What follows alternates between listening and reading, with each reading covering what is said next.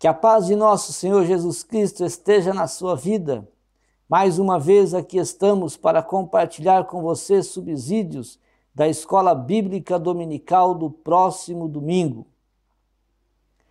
Providência e milagres. Por milagres, refiro-me aos atos sobrenaturais de Deus, realizados na história do mundo e percebidos externamente por testemunhas. Atos esses que produziram efeitos sobrenaturais na vida das pessoas de tal forma que, reconhecidamente, somente Deus poderá realizá-los. Costuma-se dizer que os milagres são uma espécie de violação das leis naturais estabelecidas por Deus. São as ações de Deus contra a natureza. Não há nenhum problema com essa ideia se nós nos lembramos de que as leis da natureza são leis de Deus e que elas não operam independentemente dele. O que não podemos fazer nesse caso é atribuir essas leis à própria natureza, como se ela tivesse independência de Deus ou fosse o próprio Deus. Aliás, é muito comum vermos em programas que tratam do mundo animal a afirmação de que todas as coisas procedem da mãe natureza, que produz leis maravilhosas para a perpetuação das espécies animais. Essa cosmovisão naturalista deve ser repudiada pelos cristãos que possuem a Escritura como palavra infalível de Deus. As leis da natureza são leis de Deus e, portanto, Deus tem o direito de dispor de suas leis da natureza para fazer valer outras leis, que têm a ver com as suas intervenções sobrenaturais. As leis da natureza que Deus fez são leis ordinárias da sua providência. Todavia, ele usa outras leis, as extraordinárias, também para que a sua obra providencial seja executada. Essas leis causam, portanto, suas obras miraculosas. Uma outra verdade que não pode ser esquecida é a de que atos miraculosos de Deus não foram realizados secretamente. O próprio Paulo testificou isso quando de sua defesa perante o rei Agripa. Em Atos capítulo 26, e o versículo de número 26, ele disse: porque tudo isto é do conhecimento do rei, a quem me dirijo com franqueza, pois estou persuadido de que nenhuma dessas coisas lhe é oculta, porquanto nada se passou aí em algum recanto.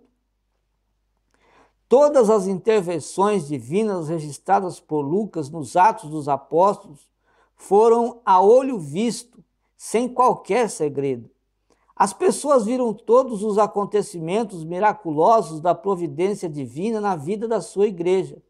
Esses atos miraculosos divinos foram executados diretamente por ele ou pela agência de alguns de seus apóstolos. Nos primeiros, Deus agiu sem o uso de meios, quando ele trouxe à existência as coisas que não existiam, quando traz vida, quando a morte, manifestações essas exclusivas do poder imediato de Deus. No segundo caso, que também são milagres, Deus usou instrumentos para a cura de pessoas ou mesmo para a ressurreição de algumas delas, como está registrado em passagens do próprio livro de Atos dos Apóstolos. Todavia, seja direto ou indiretamente, o poder miraculoso é sempre exercido pelo Deus da providência.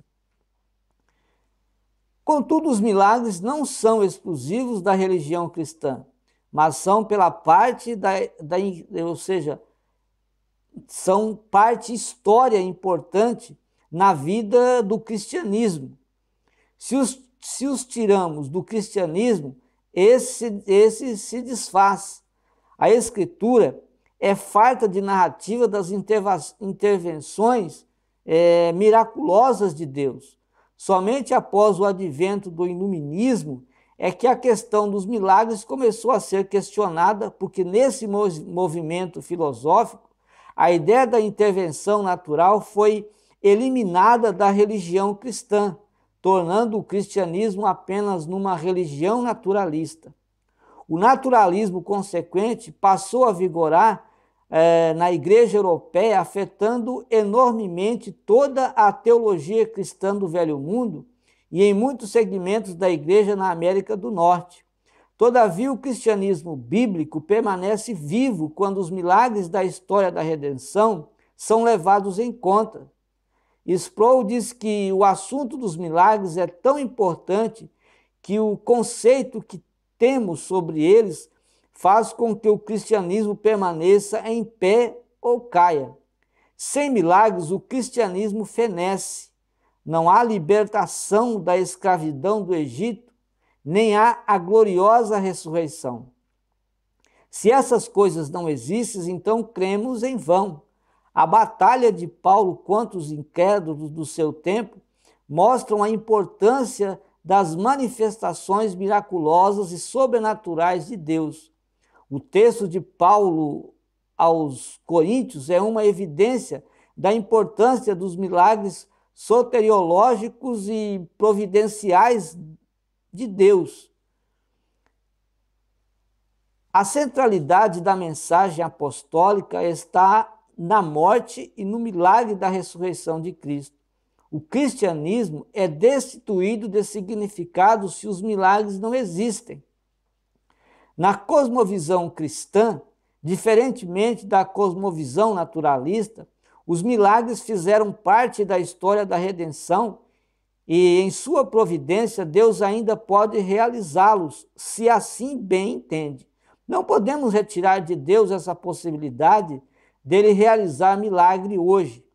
Aos que dizem que um milagre é uma manifestação imediata do poder de Deus. Ora, se um milagre é uma manifestação extraordinária de Deus ou uma manifestação sobrenatural, onde ele age diretamente sem o uso de recursos naturais ou de meios, então, homens não podem fazer milagres, pois estes são prerrogativa divina somente.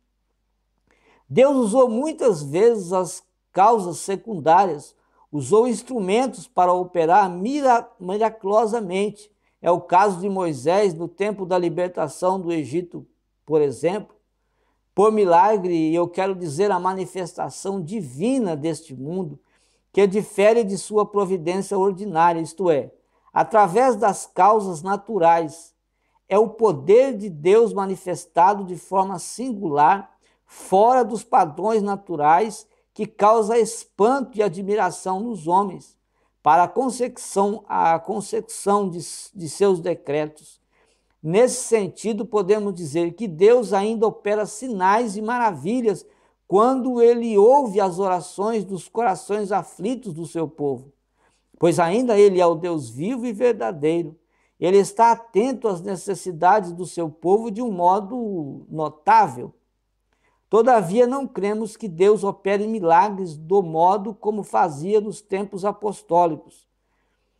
Para atestar a autoridade dos apóstolos ou para serem veículos de sua revelação, não cremos em milagres reveladores de Deus hoje em dia. Cremos sim numa providência extraordinária de Deus, mas não em milagres no seu sentido mais estrito, como nos tempos da história da redenção. Mas há providência também na oração. Jamais oração e providência devem andar separados. São dois companheiros inseparáveis que ninguém jamais pode desconectá-los. Se negarmos um, estaremos negando o outro. De tão intimamente ligados eles estão.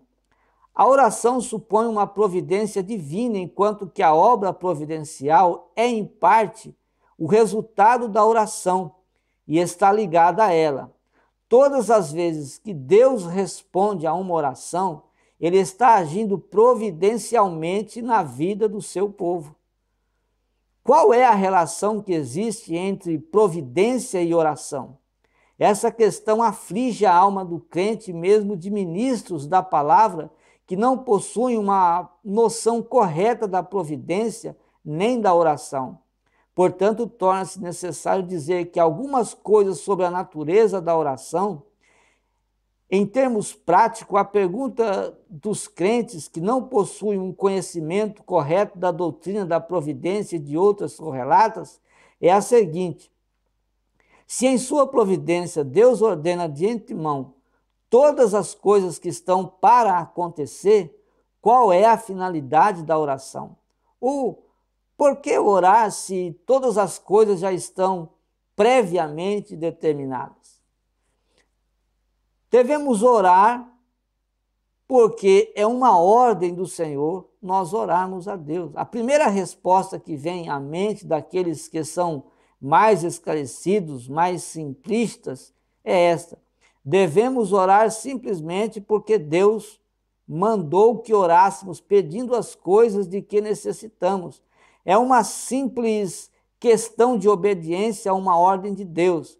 Embora essa resposta seja verdadeira, não fugindo dos parâmetros estabelecidos pela Escritura, ela não responde todas as ânsias de que faz a pergunta acima honesta e sinceramente, nem exaure as possibilidades de respostas mais elaboradas e justas, que também estão de acordo com o ensino geral das Santas Escrituras, que é o padrão único de fé e prática para os crentes da ortodoxia cristã.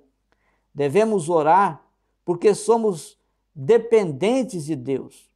Uma terceira resposta tem a ver com o senso de dependência que possuímos. Oramos não simplesmente porque reconhecemos nossas necessidades, mas também porque reconhecemos que somente Deus tem o poder para dar a resposta às nossas necessidades. A oração nos coloca em nosso verdadeiro lugar, no de criaturas dependentes do Deus Criador e providente. Muitos não gostam de orar porque isso implica em humilhação, em sujeição a alguém mais poderoso ou ainda em confissão de impotência para resolver os problemas. Todavia, é exatamente assim que Deus quer que nós sintamos, dependentes totalmente de sua providência. Devemos orar para ver os propósitos de Deus cumpridos. Uma quarta resposta tem a ver com o cumprimento dos planos de Deus. Deus não somente determina os fins, mas também os meios para conseguir os fins. Assim como Deus resolveu salvar algumas pessoas pela loucura da pregação, assim também Ele resolve providenciar para as nossas necessidades ou para as necessidades de suas criaturas, usando as orações como um meio para isso. Há uma ótima ilustração deste ponto. Deus havia dado alguns anos de estio à terra de Samaria e veio uma grande extrema sobre ela. Elias era o profeta naquela época. Deus havia determinado dar chuva para regar a terra, pois ele anunciara de antemão a Elias o seu propósito. Veja o que ele diz a Elias: vai, apresenta-te a Acabe, porque darei chuva sobre a terra.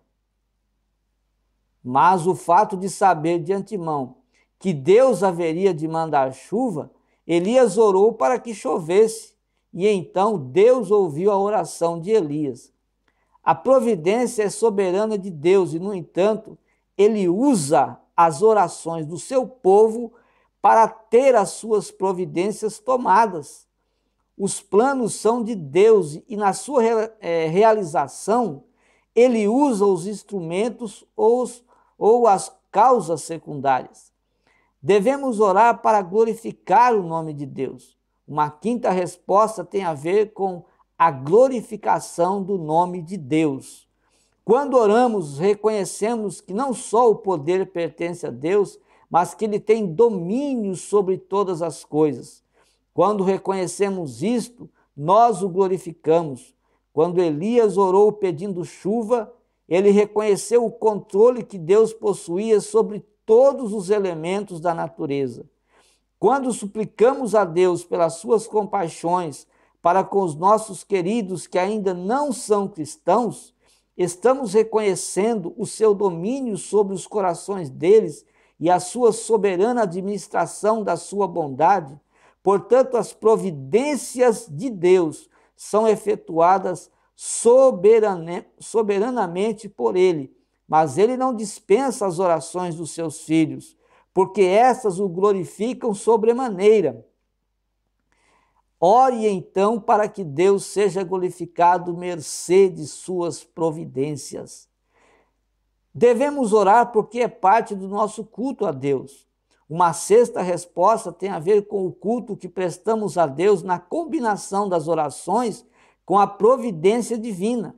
Como já foi dito acima, as orações são instrumento de Deus para a consecução de muitas de suas obras providenciais. Quando isso acontece, nós o cultuamos. Aliás, o que geralmente fazemos quando vamos aos cultos gratulatórios? Vamos agradecer-lhes as bênçãos da sua bondade em nossa vida de família, nossa vida pessoal, nossa vida profissional e coisas dessa natureza. A resposta às orações geralmente provoca em nós o senso de culto ao Senhor providente. Ele é uma outra razão porque devemos, ou seja, essa é uma outra razão porque devemos orar. Providência e oração não são excludentes entre si. Ao contrário, elas se completam maravilhosamente no sentido em que Deus se utiliza dela para ensinar-nos sobre as nossas necessidades, sobre o poder que Ele tem para resolver nossas necessidades, sobre o nosso dever de glorificar o seu nome e prestar-lhe culto por suas providências e, finalmente, para ensinar-nos que a oração foi estabelecida por Ele para ser instrumentos da consecução dos seus planos. Agora, devemos evitar erros. Oração serve para informar a Deus do que está ocorrendo. A segunda resposta tem a ver com as informações que damos a Deus sobre as nossas necessidades em nossas orações. Este é um erro no qual não podemos cair. Embora Deus tenha ordenado que lhe digamos as coisas de que precisamos, na verdade Deus não precisa ser informado de nossas necessidades. O nosso Redentor nos ensinou sobre a onisciência divina com respeito às coisas de que necessitamos. Veja o que ele disse em Mateus capítulo 6, versículo 8. Não vos assemelheis, pois, a eles, porque Deus, o vosso Pai, sabe de que tendes necessidades antes que lhe o peçais. Portanto, se lhe pedimos, não é para o seu conhecimento ou para informação, porque ele é onisciente, porque somos necessitados. A oração serve para alterar os planos de Deus. Nunca pense dessa forma.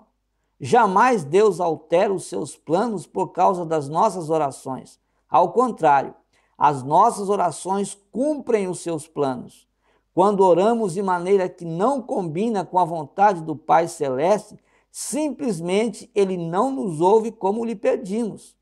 Não pense que uma corrente de oração, uma campanha de oração, vai alterar o que Deus tem determinado para a vida de uma pessoa ou do mundo. Quando Deus nos desperta para a oração, pode ser exatamente que Ele esteja querendo dar a uma pessoa ou a nós próprios aquilo que lhe pedimos, mas nunca inverta a ordem das coisas. A oração coloca você no seu verdadeiro lugar, o de criatura dependente. Nunca sinta-se poderoso diante de Deus com a oração nas mãos, como se ela em si mesma tivesse algum poder e pudesse dobrar o coração do Todo-Poderoso.